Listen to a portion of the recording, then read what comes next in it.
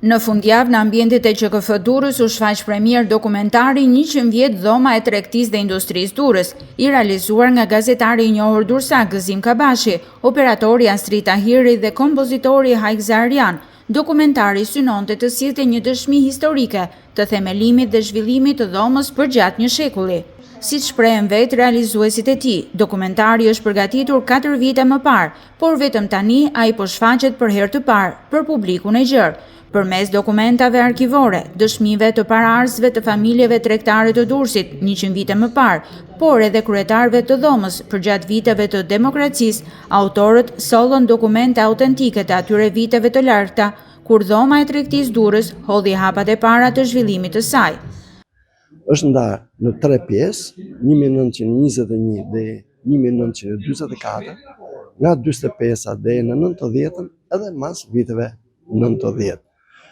Jemi përpjekur të gjejmë material arkivor, të marrim dëshmi nga pasardhësit e atyre që kanë drejtuar dhomën e tregtisë para luftës, edhe që të gjithë drejtuesit e dhomës tregtisë, sidomos mas viteve 90. Për grupin realizues, ky është dokumentari i 5 që realizojnë për qytetin, dhe sipas gazetarit Kabashi, ai nuk është thjesht një dëshmi historike, por një ngjarje e zgjatur në kohë, nga e cila mund të mësojnë dhe brezat e tanishëm.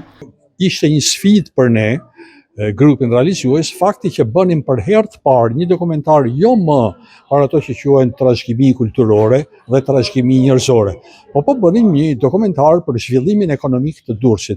Kjo e bënte më të vështirë situatën një e para, e dyta ne ju drejtuam çdo lloj materiali.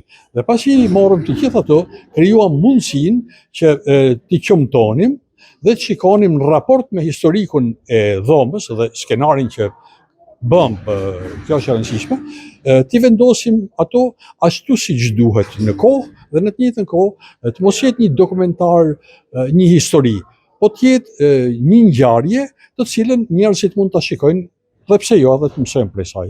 Dhoma e tregtisë dhe industrisë Durrës festoi 100 vjetorin e krijimit më 18 shkurt 2021 në një ceremoni ku ishte i pranishëm presidenti i atëhershëm i Republikës Ilir Meta. Gjatë ceremonisë, presidenti Ilir Meta i akordoi këtij institucioni titullin e lartë për merita të veçanta civile.